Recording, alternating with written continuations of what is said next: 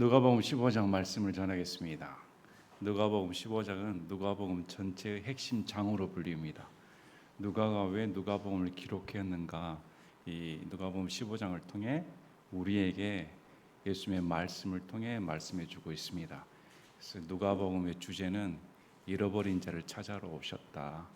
그래서 누가복음 15장을 보시면 많은 분들이 어디에 중점을 둘 것인가? 구원받은 기쁨, 이게 중점인가 생각하기 쉬운데, 누가복음 15장의 주제는 하나님 아버지의 사랑입니다. 애타게 찾으시는 하나님 아버지의 마음이 어떠한가를 예수님께서 비유로 말씀해 주십니다. 본문 이 15장 말씀을 통해 우리가 알 수 있는 건 하나님께서 얼마나 인간들을 사랑하셔서 찾아오시는가, 그걸 가르쳐 주기에 쓴 글입니다. 그래서 종교하고 복음은 다릅니다. 종교는 자기의 행위를 통해 신께 나아가고자 하는 그런 모든 것들이 종교라고 일컬어집니다. 근데 복음은 다릅니다. 복음은 인간이 하나님을 먼저 찾아온 게 아니라 하나님께서 먼저 찾아오신다. 그것이 복음입니다. 그래서 오늘 말씀을 잘 들어보시면 하나님께서 죄인 된 우리를 애타게 찾아와 주셨다. 이게 주제입니다. 이 말씀을 기록한 배경이 있습니다. 그 배경은 15장 1절 2절에 나옵니다. 그때 모든 세리들과 죄인들이 그분의 말씀을 들으러 그분께 가까이 오니 바리새인들과 서기관들이 수군거리며 이르되 이 사람이 죄인들을 받아들이고 그들과 함께 먹는다 하매, 죄인 중에 죄인으로 불리우는 세리들이었습니다. 매국노들이었습니다. 이 죄인 취급받는 세리들과 보면 율법을 어기는, 율법에 상관없는 죄인들로 낙이칭인 자들이 예수님과 함께 먹고 마시는 거였습니다. 그래서 예수님께서 거룩하신 예수님이라고 하면 어떻게 죄인들과 한 자리에 먹고 마실 수가 있는가, 이를 바리새인들과 서기관들이 비난하였습니다. 이런 광경을 속에 우리 예수님께서 하나님 아버지의 사랑을 보여주십니다. 이 비유는 지금 이런 배경 속에 왜 죄인 된 인간을 먼저 찾아와 주셔서 이를 받아들이신 예수님께서 이들과 잔치를 벌이시고 먹고 마시는 그 기쁨을 지금 비유로 말씀해 주십니다. 그래서 이 세 가지 얘기가 나오는데, 첫째 목자라는 단어는 나오지 않지만 목자로 여겨집니다. 그 다음에 여자, 그 다음에 두 아들, 아버지 얘기가 나옵니다. 이 세 이야기의 모든 중심은 찾는다는 것이 중심입니다. 그래서 잘 오늘 말씀을 잘 들어보시고 죄인들을 찾아오시는 하나님 아버지의 사랑이 얼마나 크고 놀라운가, 또 이 죄인들을 받아주시는 무조건적인 하나님의 사랑을 통해 우리 죄인된 인간이 얼마나 감격해야 되는가.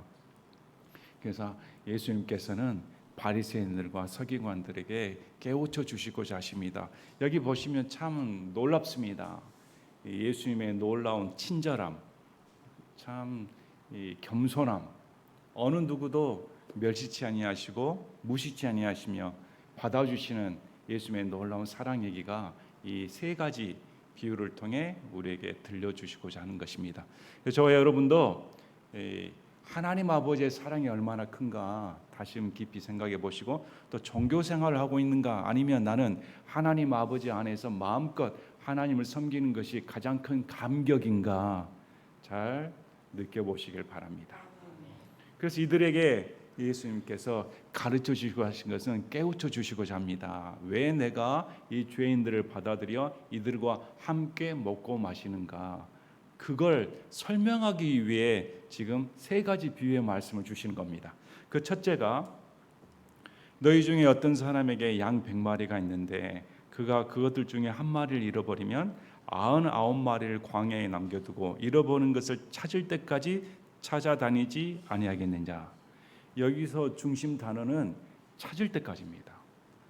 100마리가 있었는데 그 중에 한 마리를 잃어버렸습니다. 그러면 이 목자는 99마리가 있으니까 만족하는가? 그게 아니라는 사실입니다. 99마리로 만족한 게 아니라 100마리 다 소중합니다. 그래서 이 한 마리를 잃어버리면 그걸 찾을 때까지 찾는다. 반드시 찾고자 하는 심정을 가르쳐 줍니다. 원래 목자의 소명이 양을 한 마리도 잃지 아니하고 건강하게 인도하는 것입니다. 자, 여기서 중요한 점은 양이 스스로 목자를 찾을 수가 없다는 사실입니다. 양이 스스로 제 발로 이제 집에 돌아가야겠다, 이렇게 돌아갈 수 있는 존재가 아닙니다. 양은 시력이 안 좋습니다. 그리고 우둔합니다. 고집이 셉니다. 그래서 한번 길을 잃어버리면 목자가 찾아주지 아니하면 죽습니다. 그래서 이 양을 반드시 찾아야겠다, 그것도 찾을 때까지 포기하지 않는다. 만약에 이 말을 설명을 들었던 이 유대인들의 입장에서는 그래, 양을 그대로 놔두면 양이 죽을 수밖에 없는 처지이니까 목자라고 하면 양을 귀하게 여기니까 반드시 찾을 거야, 이렇게 생각합니다. 마찬가지로 우리 예수님께서는 요한복음 10장에서 우리 예수님이 선한 목자시다, 또 양들을 위해 내 생명을 내놓는다. 사꾼 목자는 자기 생명을 하기 위해 사자나 늑대가 오면 도망가 버리지만 우리 목자 되신 예수님은 자신의 생명을 짐승인 양을 위해 내놓는다. 그 정도까지의 사랑을 보여주신 분이 예수님입니다. 그래서 이 장면은 목자로 하면 양을 애타게 찾지 않겠는가? 그건 당연하다. 그리고 찾으면 어떻게 될까요? 또 그가 그것을 찾으면 기뻐하며 그것을 자기 어깨에 메고, 양이 가벼우면 좋겠습니다. 근데 여러분들 둘러보시면 어떤 양은 빽빽하고 어떤 양은 무겁습니다. 그런데 양이 너무 귀하기 때문에 그 양을 찾은 기쁨이 얼마나 기뻤으면 양이 자기 품을 떠나 지치고 고나고 힘이 빠졌을 거 아닙니까? 그래서 양을 자기 어깨에 탁 들쳐매고 무겁더라도 데리고 오지 않겠는가? 너무 기뻐서. 그러면 이 기쁨을 혼자만 한 게 아니라 모두 집에 와가지고 자기 친구와 이웃들 다 함께 불러, 야, 나와 함께 기뻐하자. 내가 잃어버린 내 양을 찾았다. 자, 내 양입니다. 남의 양이라 이건 내 양이다. 내가 찾았다. 그래서 기뻐한다. 이 비유를 주신 목적이 제가 뭐라고 설명드렸습니까? 세리들과 죄인들과 예수님이 먹고 마시는데 기뻐하는데 바리새인들과 서기관들이 비난했습니다.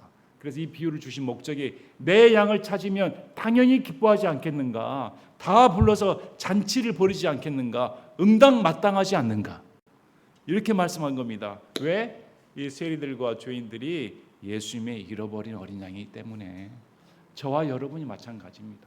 저와 여러분이 예수님의 품을 떠난 잃어버린 양이었습니다. 그런데 예수님께서 우리를 찾아와 주셔서 우리를 애타게 찾으시고 우리를 찾으심과 동시에 어깨에 메시고 오셨다.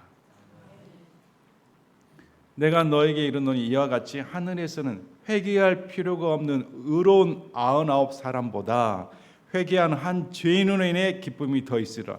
이 비유가 갑자기 회개와 죄인으로 이렇게 급변해버립니다. 이 지금 비유를 주신 목적이 뭡니까? 너요 바리새인들과 서기관들은 회개할 필요가 없다고 생각하지. 이 죄인들과 이 세리들은 죄인이니까 낙인 찍혔으니까 이들은 회개해야 되고, 우리는 의인인데 저들과 한 자리에 앉을 수가 없는데 우리가 무슨 회개할 필요가 있어? 내가 하나님 앞에 정당하게 사는데. 그래서 이 말씀을 준 겁니다. 회개할 필요가 없는 99명보다 한 사람의 죄인이 회개하면 하늘의 기쁨이 된다. 여기 보면 하늘에서는 이렇게 나오는데 이건 하나님 아버지의 기쁨을 돌려 말씀한 겁니다. 직접적인 언급을 피해서, 왜 하나님 아버지의 기쁨이란 말하면 우리 인간적인 생각으로 가볍게 생각하기 쉬우니까. 그래서 하늘에서 기쁨이 있다는 말은 동일하게 회개한 죄인으로 인해 하나님 아버지께서 기뻐하신다, 이 말씀과 동일합니다. 그래서 이 말씀을 통해 이 예수님께서 잃어버린 내 양을 찾아 지금 이렇게 잔치를 벌이고 먹고 마시는 이 기쁨이 얼마나 감사한가. 너희같이 회개할 필요가 없다고 생각하는 의인들이 있는 것보다 이런 죄인들이 회개하여 이 잔치에 동참한 것이 기쁨이 된다, 이렇게 말씀합니다. 이게 첫 번째 비유였습니다. 그 다음에 두 번째 비유가 어떤 여자에게 드라크마 10개가 있는데 그녀가 한 개를 잃어버리면 등잔불을 켜고 집을 쓸며 그것을 찾을 때까지 부지런히 찾지 아니하겠느냐. 여기서도 동일한 단어가 보이죠. 찾을 때까지. 애타는 심정입니다. 자, 당시 상황은 이렇습니다. 10드라크마가 있는데 이 드라크마 하나는 헬라어 화폐 단위입니다. 헬라 단위.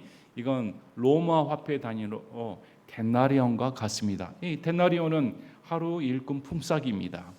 지금으로 말하면 15에서 20만 원 될 수도 있습니다. 근데 이 10드라크마다 이걸 이렇게 해석을 합니다. 10드라크마는 신랑이 신부에게 결혼 지참금으로 10드라크마를 주어서 이 목에 동전을 꿰매 가지고 이런 장식용으로 주었다. 그러면 오늘날로 말하면 약혼 반지를 주었다 이렇게 생각하면 됩니다. 근데 약혼 반지를 잃어버리면 어떻게 되겠습니까? 여자가 그건 있을 수 없는 일 아닙니까? 반드시 찾아야 됩니다. 그러면 찾으려고 하는 이 애타는 마음이 유대인들은 알고 있었습니다. 아, 이게 얼마나 소중한데 약혼 반지나 다름없는데 그 신랑이 언약의 표징으로 줬는데 그걸 잃어버리면 되겠습니까? 그래서 반드시 찾아야 된다. 찾을 때까지. 만약에 찾으면 어떻게 될까요? 그녀가 그걸 찾으면 얼마나 감사하겠습니까? 여러분들도 소중한 물건 잃어버린 적 계실 겁니다. 제가 항상 찾기 쉬운 데다가 찾아야지 본인도 찾기 어려운 데다가 숨겨놓으면 누가 찾을 수가 있습니까? 뭐 비밀번호 잃어버린 것은 다반사고 괜히 중요한 거 자기도 못 찾기 숨겨놓으면 어떻게 찾아요? 이것도 문서, 귀한 문서 바로 제출해야 되는데 아 내가 그걸 어디다 놔뒀지? 근데 찾으면 얼마나 기쁩니까? 와, 온갖 마음에 있는 근심, 걱정이 한순간에 녹아든 것, 순식간에 얼마나 기쁜지요. 근데 이 당시 여인의 기쁨 어떨까요? 와, 드디어 찾았다.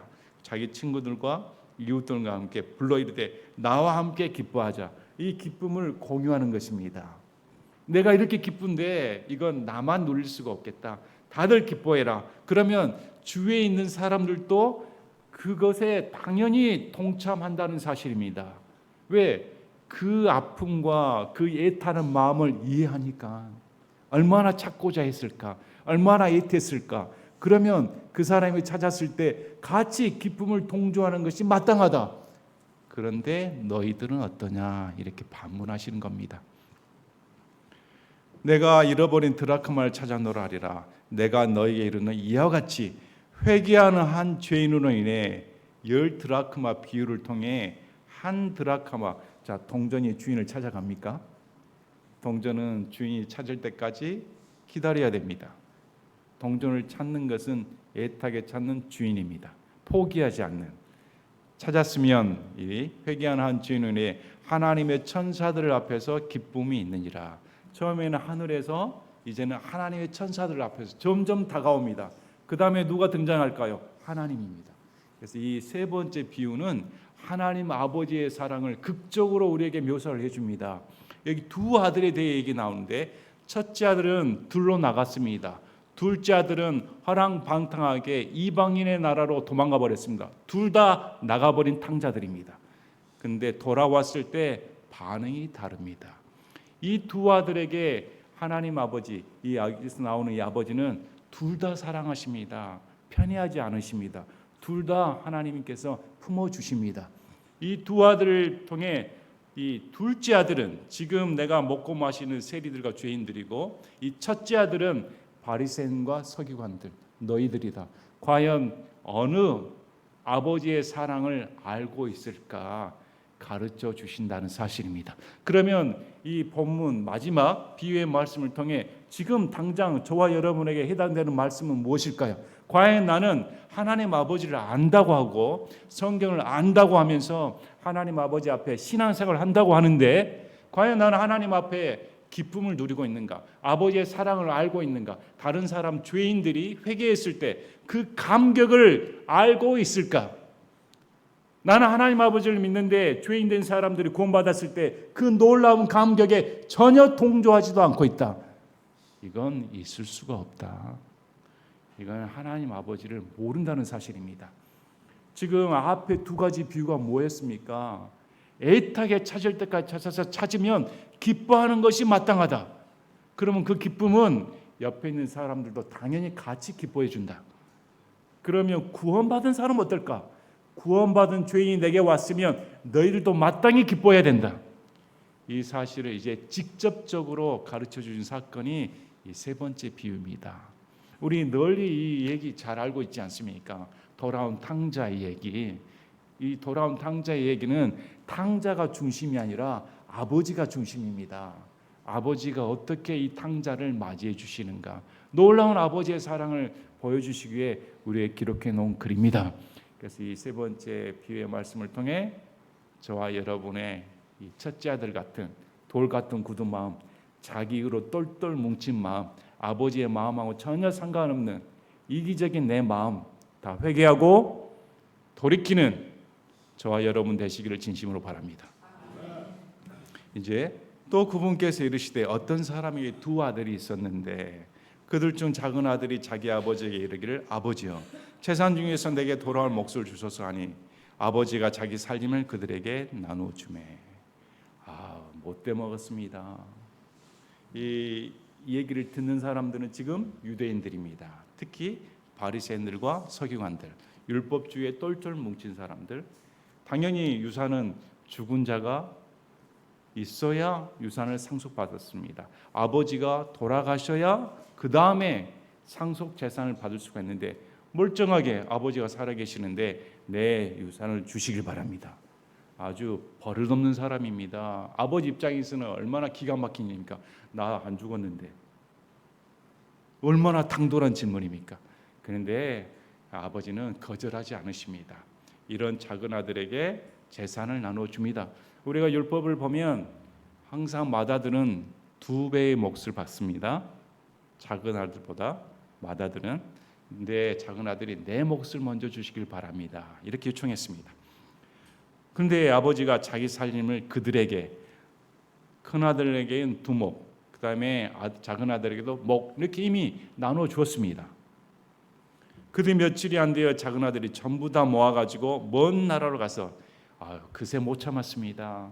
아버지 품을 그렇게 떠나고 싶었을까? 1년도 2년도 아니라 며칠도 안 되어 휙 가버렸습니다. 그것도 아버지한테 멀리 가기 위해. 같은 나라에 살지도 않고 다른 나라, 연락도 안 되는 나라로 가버리겠다. 가버렸습니다.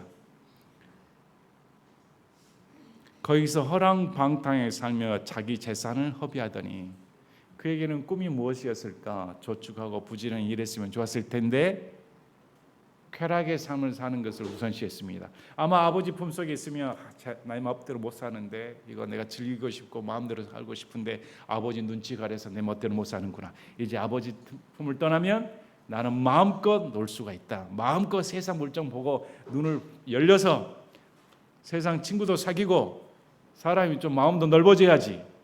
세상 풍물도 배워봐야지. 이런 기대감이 있었을 겁니다.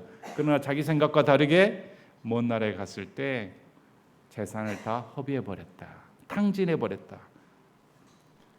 그 땅에 극심한 기근이 들어 자기가 유토피아로 생각했던 그 나라가 기근이 들어버렸습니다. 비로소 궁핍하게 되었으므로 아버지 앞에서 풍성하게 누리고 또 있는 재산 가지고 풍성하게 누리며 허랑방탕에 다 썼더니 이제 기근까지 들어버리니까 궁핍하게 되어버렸습니다. 어느 정도 궁핍하게 됐는가? 그 나라의 한 국민에게 붙으니 유대인들은 이방인을 돼지 취급했습니다. 그런데 유대인들이 비로 먹기 위해 개 돼지 취급하는 이방인한테 붙었습니다. 또 거기다가 한술 더 떠 그를 자기의 들로 보내어 돼지들을 먹이게 아니라, 여러분 돼지들은 유대인이 꺼려하는 부정한 짐승 아닙니까? 부정한 짐승입니다. 돼지를 키우지도 않습니다. 근데 이 유대인이 이제 이방인의 종이 되어 돼지들을 키우는 그런 존재로 나락에 떨어져 버렸습니다. 그가 돼지들이 먹는 곡식 껍질로 기꺼이 자기 배를 채우려 했으나 이제 먹을 것이 없으니까 돼지가 먹는 곡식이라도 껍질이라도 내가 먹어봐야겠다 하고 그거 먹으려고 했더니 돼지 주인이 나한테는 돼지가 더 중요해. 너 줄 것 없어. 너한테 두준이 돼지가 더 살쪄야지. 이것이 이방인들이 하는 짓입니다. 여러분, 세상 사람들이 여러분을 잘 대해줄 것 같습니까? 세상의 모든 사람들이 그런 선한 양심을 가지고 있을까요? 세상에 나가면 더 화려하고 펼쳐질 것 같습니까? 겉보기에는 화려할 것 같습니다. 그러나 하나님 품을 떠나 세상에 가버리면 전부 다 성경에 어떻게 말할까요? 자기 정욕대로 살더라. 비참한 지경에 빠져버립니다. 죄인된 습성 그대로. 아무도 그에게 주지 아니하였다. 이런 지경에 빠져버렸습니다. 그가 정신을 차리고 이르되, 그때 정신이 버뜩 들었습니다. 그 전까지는 아버지 품을 떠나 내가 이렇게 살고 여기서 어떻게 돼지 열매를 먹으면서까지 연명해서 여기서 다시 내가 기회를 잡아야겠다 이랬는데, 돼지 열매조차 먹어버릴 수 없는 지경에 빠져버리니 그때 정신이 퍼뜩 들었습니다. 퍼뜩 들었을 때 내 아버지께는 빵이 풍족하여 나누어 줄 수 있는 품금들이 얼마나 많은가. 그런데 나는 굶어 죽는구나. 자, 17, 18, 19, 20절은 구원이 어떻게 이루어지는가를 성경에서 우리에게 가르쳐 줍니다. 한 사람의 구원이 어떻게 이루어지는가? 첫째, 정신 차려야 됩니다. 정신 차려야 됩니다. 누가 정신 차리게 해주는 거 아닙니다. 무슨 하나님께서 정신 차리게 해주는 거 없습니다. 자기 형편을 알아야 됩니다. 지금 내 형편이 굶어 죽게 되었구나. 비참한 지경에 빠져버렸다. 그런데 내 아버지 집은 품꾼도 잘 먹는다. 아버지 품이 따뜻하다. 지금 나는 세상 품이 따뜻한 줄 알았는데 나는 완전히 망해버렸다. 이것이 정신든 사람의 특징입니다. 그러나 이걸로 끝나면 구원은 못 받습니다. 그 다음에 어떻게 생각할까요? 내가 일어나 내 아버지께 가서 그분께 이르기를, 아버지여, 내가 하늘을 대적하여 죄를 짓고 아버지 앞에 죄를 지었사오니 더 이상 아버지 아들이라 불릴 자격이 없나이다. 나를 아버지의 품꾼들 중 하나로 삼아주소서 하리라고. 그 다음에 결심을 하였습니다. 정신 차린 다음에 결심이, 내가 아버지께 돌아가야겠다. 근데 아버지께 돌아갈 때 자격을 내세웁니까? 완전히 비참해 버렸습니다. 그래서 아버지께서 나를 그냥 종으로만 받아주신다면 그것도 감지덕지다. 내가 여기서 죽느니 차라리 아버지께로 돌아가야겠다. 이렇게 결심을 하고, 나는 아버지의 아들이라 불릴 자격이 없다. 내가 죄를 지어 하나님 아버지를 아버지라 부를 자격이 없다. 그래서 구원받은 사람, 내가 구원받을 자격이 없는 사람입니다. 내가 이런 비참한 사람입니다. 이렇게 생각하셔야 됩니다. 그리고 20절에 여기서 끝나버리면 안 됩니다. 깨달음이라든지 상황 파악을 했다고 해서 그 사람이 구원받을 수 없습니다. 20절이 나와야 됩니다. 일어나 자기 아버지에게 가니라. 자, 믿음은 반드시 행동을 돌출합니다. 구원은 그래서 세 가지가 지, 정, 의가 다 드러나야 됩니다. 지식이 들어와야 되고, 감정이 동원해야 되며, 행동이 나와야 됩니다. 항상 세 가지가 나와야 됩니다. 정신을 차리고 내가 아버지께 불릴 자격이 없다는 감정이 들어와 가야겠다 결심을 한 뒤에 행동이 나와야 됩니다. 행동이 없는 구원은 존재하지 않습니다. 아버지 앞에 돌이키지 않는 구원은 존재하지 않습니다. 반드시 아버지 집으로 들어가야 됩니다. 일어나 자기 아버지의 가니라. 그러나 그가 아직 멀리 떨어져 있을 때 자기가 아버지 앞에, 아버지가 나를 받아주실까 안 받아주실까 얼마나 노심초사할까요? 이랬는데 누가 먼저 기다리고 있는가? 참 이게 감동적입니다. 그래서 누가복음에만 삭개오가 기록되지 않았습니까? 누가 먼저 삭개오를 부르는가? 마찬가지입니다. 누가 먼저 우리를 찾고 있는가? 저와 여러분이 하나님 아버지를 찾았다고 생각하면 오산입니다. 큰 오해입니다. 우리가 찾기 전에 하나님께서 우리를 먼저 찾으시고 계신다. 우리가 아버지 앞에 돌아가기 전에 하나님은 우리를 먼저 기다리고 계신다.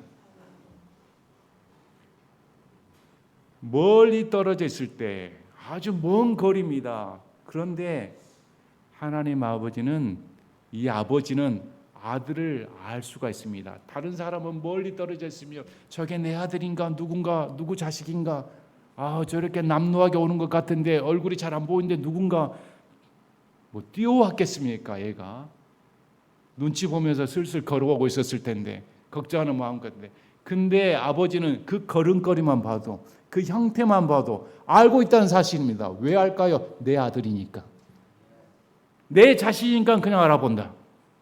멀리 떨어져 있을 때 이 말은 그렇게 애타게 찾고 찾으신다. 양 한 마리 잃어버린 양을 찾으시는 그 목자의 심정, 10드라크마 중에 한 드라크마를 잃어버린 여자의 심정, 마찬가지로 아들 잃어버린, 이제 더 극적입니다. 양보다, 동종보다 더 귀한 아들을 잃어버린 애타게 찾는 아버지의 심정은 어떨까? 이렇게 가르쳐 줍니다. 그러나 그가 아직 멀리 떨어졌을 때 그의 아버지가 그를 보고는 불쌍히 여겨 달려가. 누가 먼저 달려갑니까? 아버지가 달려갑니다. 아버지가 불쌍히 여겼다. 이것은 율법주의에 찌든 바리새인과 서기관들은 도저히 이해할 수가 없는 말입니다. 왜 그럴까? 이 아들이, 이 둘째 아들이 아버지를 모욕한 사람이기 때문입니다. 아버지가 돌아가시기 전에 돈을 달라 요구했고, 이제 그 돈으로 재산을 불린 게 아니라 그것도 이방 나라, 멸시받는 이방 나라에서 완전히 파산하여 거짓골로 들어오면 아버지 체면이 쓰겠습니까?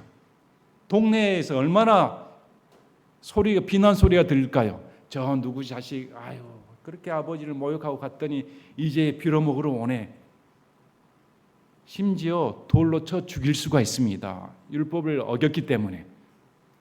아니면 아버지가 엄한 벌을 내릴 수도 있습니다. 그런데 묻지도 않고 따지지도 않습니다. 아버지 품에는 내 아들이다. 그냥 달려가 버린다. 그리고 그의 아버지가 그를 보고는 불쌍히 여겨 달려가 그걸 목을 껴안고 그에게 입을 맞추며, 아들이 말할 틈도 주지 않습니다. 그냥 목을 껴안고 입을 맞췄다. 자, 달려가 껴안고 입을 맞췄다. 극진한 사랑의 표현을 줍니다. 원수지간에 껴안을 수가 있습니까? 입을 맞출 수가 있을까요? 이것은 이미 품었다는 사실입니다. 아버지는 아들의 고백을 듣고 품어준 게 아닙니다. 이해하시겠습니까? 아버지의 주여 저는 죄인입니다. 저는 정말 아버지의 아들이라 불릴 자격이 없습니다. 이 고백을 듣고 품어준 것이 아닙니다. 왔을 때 품어줬다. 이미 돌이켰을 때, 왔을 때 품어주시는 놀라운 사랑 얘기가 나옵니다. 그리고 아들이 아버지에게 이르되 아버지여 내가 하늘을 대적하여 죄를 짓고 아버지 눈앞에서 죄를 지었사오니 더 이상 아버지의 아들이라 불릴 자격이 없나이다. 이게 그동안에 있었던 아들의 토로, 심정을 토로합니다. 아버지가 저를 껴안아 주시는데 저는 아버지가 이렇게 껴안을 만한 그런 아들이 못 됩니다. 아버지가 제게 입을 맞춰 주시는데 저는 아버지가 입 맞출 정도의 그런 아들 자격이 없습니다. 저는 아버지가 저를 내쳐도 뭐라 변명할 만한 그런 존재가 아닙니다. 내쫓김을 당해도 뭐할 변명할 가치가 없는 자입니다. 이렇게 고백을 했는데, 그러나입니다. 그러나 아들은 이렇게 고백했는데, 그러나 아버지가 자기 종들에게 이르되 바로 가장 좋은 옷을 가져다가 그에게 입히고, 옷은 권위를 상징합니다. 너는 내 가족이다. 넌 내 아들이다. 그리고 반지를 끼우다. 반지는 유업자입니다. 넌 내 다음 상속 유업자이다. 그리고 그의 발에 신을 신기라. 신은 종으로서의 종된 자는 신을 벗고 다닙니다. 넌 더 이상 종이 아니다. 너는 자유이다. 내 아들이다. 이 세 가지는 전부 다 내가 너를 아들로 대우한다. 자, 여기 아버지가 한 번이라도 죄를 지적합니까? 야, 너 그동안 어떻게 살았어? 내가 너한테 돈을 줬는데 자, 지금부터 따져보자. 어디다 썼어? 이런 말 합니까? 그래, 어느 정도 내 마음이 흔들릴 때까지 저기 바깥에서 네가 회개한가 보자. 이런 말 나옵니까? 죄에 대해, 과거에 대해 묻질 않습니다.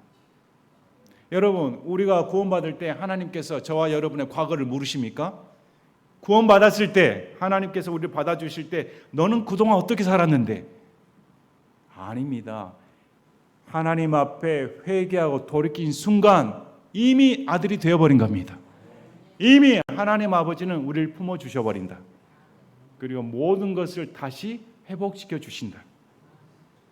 그리고 살진 송아지를 여기로 끌어와 잡으라. 우리가 먹고 즐거워하자. 야, 이 아들이 돌아왔으니까 식구들이여, 종들이여, 친척들이여 다 모아서 이 아들을 보고 즐거워하자. 돌로 치고 모욕을 주며 부끄러움을 당하게 하는 게 아니라 그동안의 모진 마음의 고통, 그동안에 나를 떠나 살았던 그 굶주린 서러움, 가슴 아픔, 이 모든 것을 나한테 왔으니 이제 더 걱정할 필요 없다. 전부 다 내가 완전히 회복시켜 준다.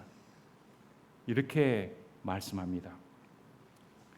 그리고 이 아버지가 이렇게 말씀합니다. 이 내 아들은 죽었다가 다시 살아났으며 내가 그를 잃어버렸다가 찾았노라니 그들이 즐거워하기 시작하더라. 왜 즐거워합니까?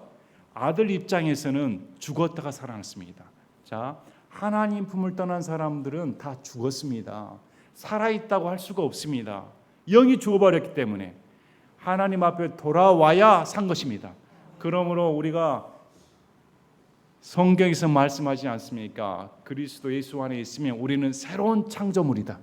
이제부터 다시 삶이 시작된다는 것입니다. 여러분, 이전 삶은 기억되지 않습니다. 저와 여러분의 예수님을 만나기 전의 삶은 예수님이 전혀 기억하지 않습니다. 예수님을 만난 후에 새 삶이 시작된다. 그래서 예수님 만나기 전에는 죽었는데 예수님 만난 후에 성령께서 내 안에 들어와 내 죽은 영을 살리시고 내 혼을 살리셔서 다시 태어난다. 그리고 하나님 입장에서는 내가 잃어버렸다. 그리고 찾았다. 그러니 이 기쁨이 얼마나 커야겠는가. 당연히 기뻐하는 것이 마땅하다. 지금 이걸 누구에게 지금 가르쳐 준다고 말씀합니까? 바리새인과 서기관들에게.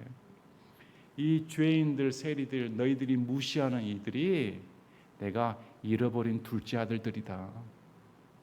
이 둘째 아들이 나한테 돌이켰는데 내가 얼마나 기뻐하겠는가. 내가 이들을 정죄하겠는가. 예수 그리스도 안에는 정죄함이 없습니다. 여러분, 예수님 안에서는 여러분의 과거를 묻지 않습니다. 하나님께서 여러분을 먼저 찾으셨다는 사실에 감사하시길 바랍니다. 어떻게 나 같은 죄인을 그래서 구원받으려면 이 둘째 아들처럼 제가 죽을 죄인입니다. 하늘에 계신 아버지 앞에 제가 죄를 지었습니다. 그리고 더 이상 제가 하나님을 아버지로 부를 수 있는 자격이 없는 자입니다. 근데 아버지 품에는 종들도 큰 은혜를 받습니다. 이런 겸손한 마음으로 나가야 됩니다. 그럴 때 하나님 아버지께서 우리를 먼저 찾으신다.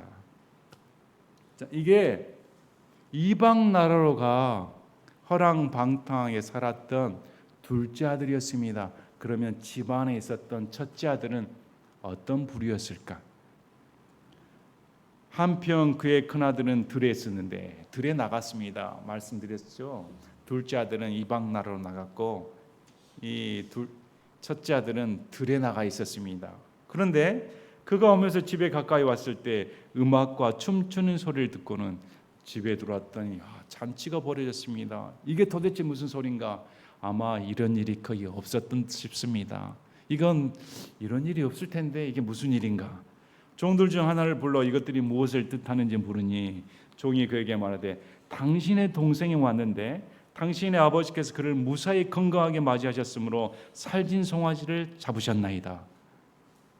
당신의 동생이 왔습니다. 그랬더니 당신의 아버지께서 기뻐하셔서 살진 송아지를 잡으셨습니다. 그러니 지금 음악 소리에 시끌벅적하게 이런 성대한 잔치가 벌어졌습니다. 이랬는데 큰아들의 반응이 어떨까? 여러분 같으면 아이고 그래 내 동생이 와서 달려가서 아버지처럼 동생 보고 싶었다 할 것 같았는데 그가 노하여 들어가려 하지 않았다. 아주 분기 탱천하였습니다. 화가 나가지고 들어가려 하지 않았다. 그의 아버지가 나와서 그의 간청함에 아버지 보시기 바랍니다. 자, 아버지는 첫째 아들도 사랑하셨습니다. 지금 분기탱천에서 밖에 있는 이 큰아들을 먼저 찾아가신 분도 아버지십니다. 아버지가 먼저 가서 이렇게 친절하게 대해줍니다. 그것도 간청합니다. 달랩니다. 그가 자기 아버지에게 응답해야 돼. 아버지가 와서 야 들어가자. 지금 네 동생이 와 있어. 얼마나 감사하냐. 이렇게 간청했는데 반응이 다르게 이 첫째 아들이 아버지에게 이것도 모욕입니다. 아버지를 무시하는 말을 합니다. 보소서 이 여러 해 동안 내가 아버지를 섬기며 어느 때고 아버지의 명령을 범한 적이 없었는데 아버지께서는 내가 내 친구들과 함께 즐기도록 내게 염소 새끼 한 마리도 결코 주지 아니하셨나이다. 이 말에는 모든 것이 집약되어 있습니다. 누구의 마음? 바리새인과 서기관들의 마음. 그러나 아버지의 살림을 장녀들과 함께 삼켜버린 아버지의 이 아들이 오매 즉시 아버지께서 그를 위해 살진 송아지를 잡으셨나이다니. 29절 30절에는 지금 바리새인과 서기관들의 마음을 큰아들을 통해서 지금 예수님이 말씀하십니다. 이들은 어떤 마음을 가지고 있었는가?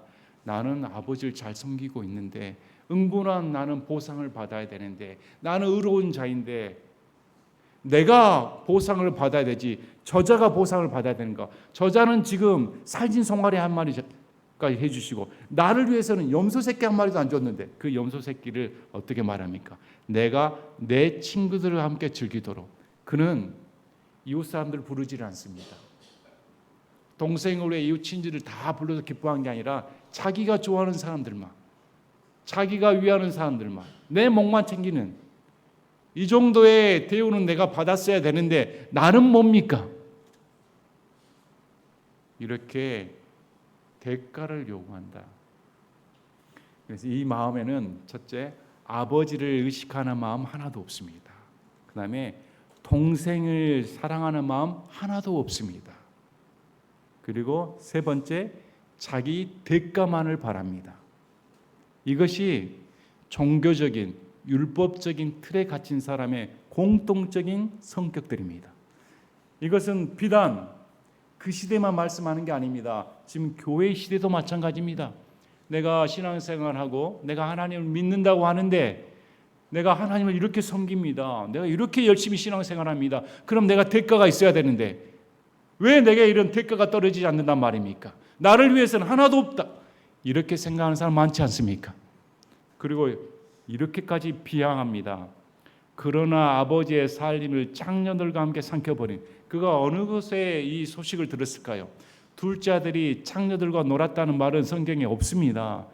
그가 어느 루트로 이런 했는지 아니면 편협한 마음으로 이렇게 했는지 이것은 평소에 둘째 아들에 대한 마음이 그렇게 좋은 마음이 아니었습니다. 그리고 동생이라 부르지를 않습니다. 아버지 앞에서 내 동생이라는 말 표현을 한 게 아니라 아버지의 아들이 이건 참 여러분이 아버지 입장에는 어떻게 생각할까요? 이 형이 동생을 동생이라 부르지 않고 당신 아들이 이건 아버지 입장에서는 정말 모욕적인 말입니다. 또 형도 동생으로 여기지도 않습니다. 집 나간 자식이고 전 내 아들이 아니다.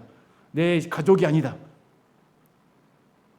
바리새인과 서기관이 그랬다는 겁니다. 저 세리들, 창녀들, 저 죄인들은 구원받지 못할 사람들, 하나님의 가족이 될 수 없는 사람들, 그런 자들과 먹고 마신다는 것은 도저히 상상할 수 없다.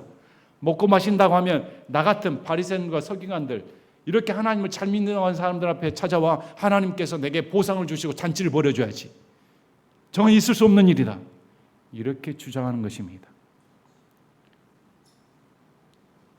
아버지가 그에게 이르되 자 아버지께서 어떻게 말씀하실까? 아버지는 큰아들을 다 인정하십니다. 큰아들에게 따지지를 않습니다. 그 아버지가 이르되 아들아 너는 항상 나와 함께 있으므로 내게 있는 모든 것이 내 것이니라. 나와 함께 있으면 내 몫은 맏아들 거 내 안에서 충분히 누릴 수 있었는데 왜 내 안에 있으면서도 그렇게 누리지 못하고 살고 있는가? 왜 아버지를 오해하고 아버지 명령에 그렇게 순종하며 살면서도 억압받는다고 생각을 했는가? 그러면서 이렇게 말씀합니다. 이 내 동생은 말씀하죠. 아버지가 분명히 말합니다. 내 아들이라 말하지 않습니다. 내 둘째 아들 말 않고 네 동생이다.